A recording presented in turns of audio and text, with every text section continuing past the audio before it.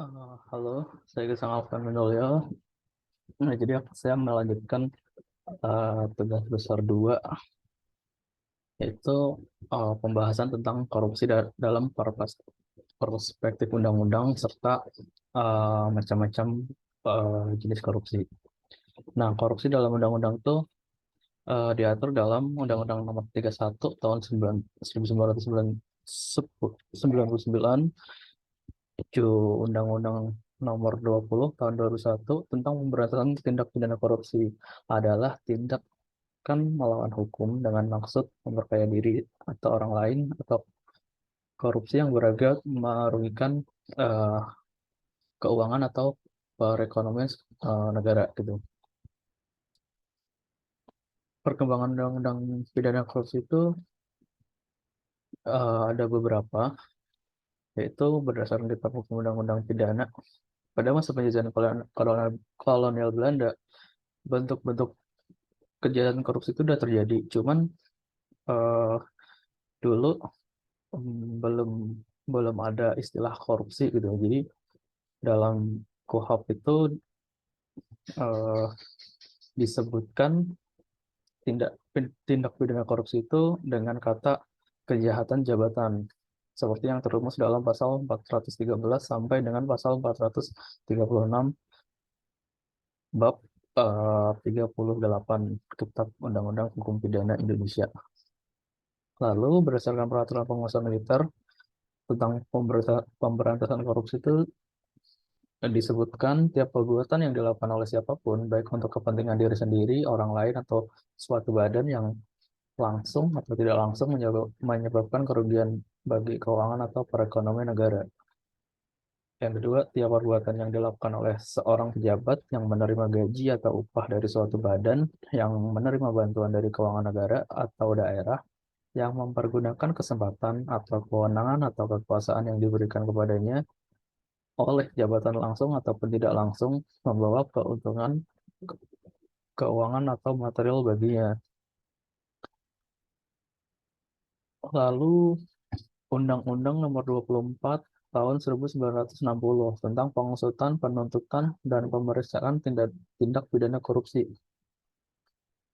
Poinnya adalah adanya delik percobaan dan delik permufakatan, permufakatan, kerugian keuangan negara atau perekonomian negara, ada delik pemberian hadiah atau janji kepada pegawai negeri, kewajiban lapor bagi pegawai negeri yang menerima hadiah atau janji, dan yang terakhir rumusan pegawai negeri diperluas. Nah, poinnya di sini adalah di tiap-tiap waktu sebenarnya intinya sama. Mungkin kalau kita lihat di KUHP di zaman Belanda dulu belum ada istilah tindak pidana korupsi. Cuman pada intinya kejahatannya sih sama, memperkaya diri sendiri dan merugikan keuangan negara.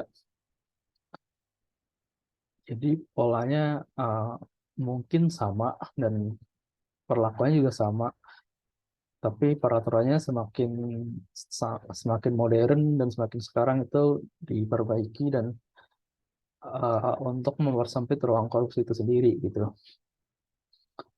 Nah, lalu macam-macam tindak pidana korupsi itu ada beberapa menurut undang-undang. Yang pertama itu merugikan keuangan negara, itu jelas ya. Jadi apapun hal yang merugikan keuangan negara itu bisa dibilang eh, tindak pidana korupsi.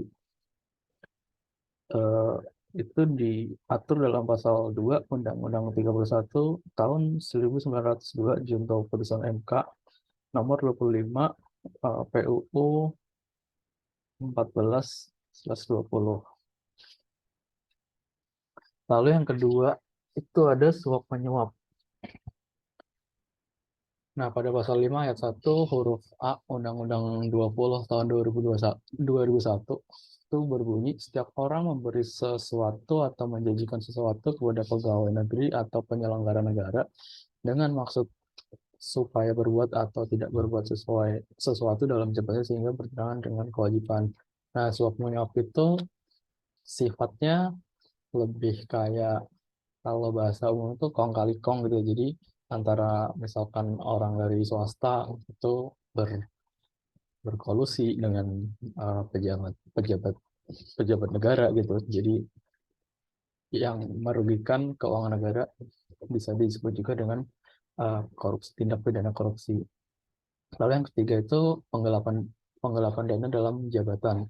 Nah, di sini dia memanfaatkan jabatannya ketika ada sebuah program atau proyek sosial yang berlandaskan uang negara digelapkan oleh seorang pegawai pegawai negeri tersebut, bisa juga disebut tindak pidana korupsi, dan itu diatur dalam pasal 8 Undang-Undang 20 tahun 2001. Lalu selanjutnya pemerasan. Nah, pemerasan itu juga memanfaatkan jabatannya. Dia punya punya power dan punya kuasa gitu. Dia memeras misalkan pihak swasta agar uh, memberikan sejumlah keuntungan, misalkan kalau contoh proyek, jadi memberikan sejumlah keuntungan ke pejabat itu bisa juga dibilang dengan tindak pidana korupsi. Selanjutnya itu perbuatan curang. Nah, perbuatan curang itu udah sangat umum ya. Dia juga memakai power dan kekuasaan yang dia punya ketika dia menjabat, dan itu diatur dalam pasal 7 ayat 1 Undang-Undang 20 tahun 2001, yang berbunyi seseorang yang melakukan perbuatan curang diancam pidana penjara paling singkat 2 tahun dan eh, paling lama 8 tahun, atau pidana denda paling sedikit 100 juta dan paling banyak adalah 350 juta. Selanjutnya, benturan kepentingan dalam pengadaan. Nah, itu contoh kasusnya misalkan ketika ada lembaga negara melakukan pengadaan barang gitu. Nah, ternyata saudara atau anaknya atau orang dekatnya si pejabat itu yang terpilih tanpa melalui tender gitu. Nah, itu ada indikasi perbuatan tindak pidana korupsi. Lalu yang terakhir itu adalah gratifikasi. Nah, gratifikasi itu adalah pemberian barang atau hadiah orang orang luar atau swasta kepada pejabat agar dengan harapan agar si orang tersebut mendapatkan keuntungan dari proyek pemerintah. Nah, itu bisa juga disebut sebagai tindak pidana korupsi, dan itu diatur dalam pasal 12B ayat 1 Undang-Undang 20 tahun 2001.